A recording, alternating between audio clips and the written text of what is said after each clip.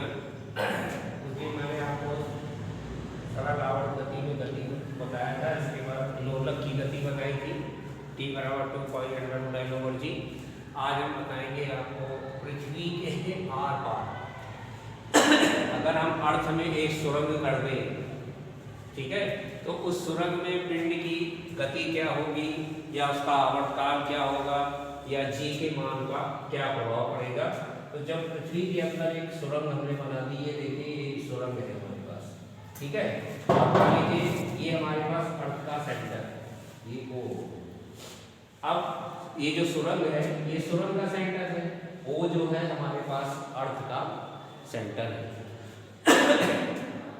मान लीजिए कोई भी पिंड है या कोई भी गोली है जो बिंदु डी पर है, तो डी पर है तो इस पर जो नीचे देखिए, जब अर्थ में नीचे आएगा, अर्थ के ऊपर जाएगा तब भी जी का मान घट रहा है और नीचे आएगा तब भी घटेगा। अर्थ पर पृथ्वी पर उसका मान होता है, ध्रुवीय त्वरण का मान होता है जी, ऊपर जाएगा तब भी घटेगा, नीचे आएगा तब भी घटेगा। मान लीजिए ये पिंड जो है यहाँ पर नीचे आ रहा है और एक उसकी स्थिति है हमारे पास डी, जिस पर कि उस पर त्वरण जो है ध्रुवीय त्वरण जी है। मान लीजिए गोली का मास हमारे पास m है, तो यहाँ पर जो भार काम करेगा सेंटर की तरफ काम करेगा अर्थ के, यानी mg', इसका क्षैतिज घटक हो जाएगा mg' cos थीटा।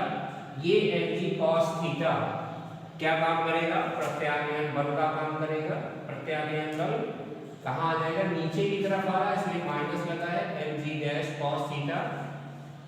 स्मॉल जी और कैपिटल जी में आपने एक रिलेशन पढ़ा है कि G बराबर Gme/RE²। तो उसी से हम निकालेंगे, जब मान लीजिए अर्थ के नीचे वो आता है तो G' बराबर हो जाएगा Gm'/R²। उसके मास में भी कुछ चेंज आ जाएगा तो ये हो जाएगा m'। अब मास बराबर क्या होता है, द्रव्यमान बराबर क्या होता है, द्रव्यमान बराबर होता है आयतन इंटू घनत्व। द्रव्यमान बराबर क्या हो गया, आयतन इंटू घनत्व। तो अर्थ चूंकि माना गया है गोल है, चपटी होती है लेकिन गोल, तो अर्थ मानिए रेडियस हमारे पास अर्थ का कितना है r, कितना है अर्थ का रेडियस r। तो मास क्या हो जाएगा 4/3 πr3। आयतन हो गया, आयतन कितना हो गया 4/3 πr3। और डेंसिटी हमारे पास मान लेते हैं इसकी रो है, तो ये हो जाएगा 4/3 πr3 इंटू रो, m' हो जाएगा। r हमारे पास रेडियस है, इस r² से r³ काटेंगे, एक r बचेगा, क्या बचेगा, एक r बचेगा हमारे पास। तो हमारे पास यहाँ आ जाएगा 4/3 g पाई r इंटू रो, ये आ जाएगा g'। क्या आ गया g'। अब इस g' का मान, यानी जो g' का मान समीकरण 1 में रखने पर, अब g' का मान किस में रख देंगे, समीकरण नंबर 1। यहाँ पर हम g' की वैल्यू रख देंगे -m 4/3 g पाई r rho into cos theta हो जाएगा। ये है g' की वैल्यू हमारे पास 4/3 g पाई r रो आ गया, तो ये हो गया -m 4/3 g पाई r रो cos थीटा। त्वरण बराबर क्या होता है, त्वरण बराबर होता है बल अपॉन मास, यानी F/m। F की वैल्यू आप m 4/3 g पाई r रो cos theta upon m, m से m क्या हो जाएगा, कैंसिल हो जाएगा, तो हमारे पास आ जाएगा -4/3 g पाई r रो cos थीटा, ये आ गया। अब देखिए ये ट्रायंगल जो हमारे पास बना है, क्या बना है DCO। इस DCO में अगर हम cos थीटा निकालेंगे तो cos थीटा बराबर हो जाएगा y/r, यानी आधार बटा कर्ण। तो आधार बटा कर्ण क्या हो जाएगा y/r, या हमारे पास जो r cos थीटा है यहाँ से अगर हम निकालेंगे y बराबर हो जाएगा r cos थीटा। तो r cos थीटा की जगह क्या लिख सकते हैं y। क्या लिख सकते हैं y। ये पूरी की पूरी चीज हमारे पास क्या है कांस्टेंट है 4/3 g पाई रो सबकी वैल्यू कांस्टेंट है। तो इसकी जगह हम क्या लिखेंगे ओमेगा।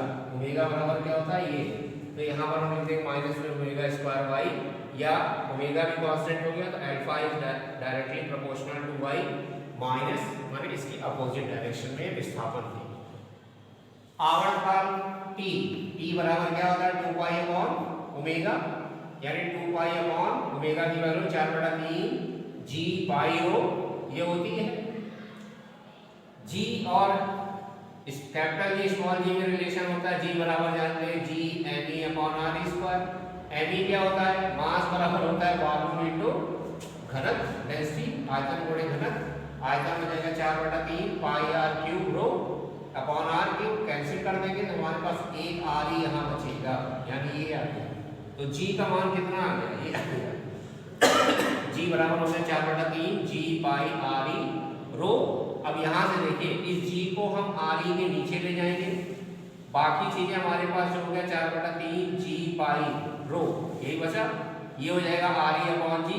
t बराबर यहाँ पर हम इसकी जगह क्या लिख देंगे 2 पाई r e अपॉन g, 4/3 पाई r क्यूब की जगह r e अपॉन g लिखेंगे तो ये कहाँ चला जाएगा g अपॉन ये कहाँ जाएगा 1 अपॉन 4/3 पाई r e ये आ गया, ये हो जाएगा g अपॉन r e। क्या हो जाएगा g अपॉन r e ये हो जाएगा हमारे पास। तो एक बार फिर से देख लीजिए, यहाँ से एक चीज आप इसको थोड़ा सा चेंज कर लीजिए तो ज्यादा सही। ये हमारे पास हो गया g, आप यहाँ से सीधे ले आइए, नहीं आप उल्टा कर देंगे इसको, ये ले लीजिए g अपॉन r e, सीधा सीधा करो 4/3 बचेगा g पाई रो ये बचा। अब g पाई रो की वैल्यू आप यहाँ आराम से रख दीजिए तो हमारे पास आ जाएगा t बराबर 2 पाई अंडर रूट 1 अपॉन है 1 अपॉन क्या रखेंगे g अपॉन r e, और ये r e कहाँ चला जाएगा 2 pi under root r e upon g, ये हमारा फार्मूला आ गया है। एक बार और देख लीजिए, ये है सुरंग के अंदर हमको निकालना है इसका आवर्तकाल या टाइम पीरियड निकालना है, या हम मानते हैं कि सुरंग के अंदर अगर अर्थ के अंदर कोई सुरंग है तो इसमें g का मान घटता ही है, अर्थ के ऊपर जाएगा तब भी g का मान करेगा, और अर्थ पर g का मान कितना होता है इसके बाद मैं आपको बताऊंगा अर्थ के ऊपर क्या होता है अगले वीडियो में। इसमें देखिए यहाँ पर जब आएगा मान लीजिए कोई पिंड है जिसका मास m है और इस पर mg भाग नीचे कहाँ काम करेगा सेंटर की तरफ काम करेगा अर्थ के, इसका क्षैतिज घटक हो जाएगा mg cos थीटा, ये mg cos थीटा प्रत्यानयन यानी रेस्टोरिंग फोर्स का वर्क करेगा। F बराबर हो गया माइनस में mg dash cos theta, g dash बराबर आप जानते हैं g m dash upon r square, और ये मास है क्या है मास, मास यानी द्रव्यमान बराबर होता है आयतन गुणे घनत्व। अब इसका अगर हमको आयतन निकालना है, रेडियस हमारे पास ये है, ये सर्किल है, अगर इसका आयतन निकालेंगे 4/3 पाई r क्यूब होगा, इसको घनत्व से गुणा कर दें तो हमको मास मिल जाएगा, तो मास हो जाएगा 4/3 पाई r क्यूब रो, नीचे r स्क्वायर है कैंसिल कर देंगे r आ जाएगा। अब इस g डैश का मान हम इस समीकरण में यहाँ पर रख देते हैं, समीकरण 1 में रख देते हैं, जब रख देंगे इसके बाद इसको सॉल्व कर लें तो ऋण बराबर होता है f अपॉन m, ये हो जाएगा माइनस में m 4/3 g पाई r रो cos theta upon m, m cancel हो जाएगा तो ये हमारे पास आ जाएगा माइनस में 4/3 g पाई r रो cos थीटा। अब देखिए इस जो हमारे पास समीकरण है यहाँ से अगर हम cos थीटा की वैल्यू निकालेंगे तो cos थीटा आधार बटा कर्ण यानी आधार y अपॉन r या y बराबर r cos थीटा, तो ये r है ये cos थीटा है, r cos थीटा की हम y लिख देंगे, ये सारी की सारी चीजें कांस्टेंट है यानी ओमेगा के बराबर हो जाएगा, तो अल्फा बराबर माइनस में ओमेगा स्क्वायर y हो जाएगा, या alpha is directly proportional to y हो गया।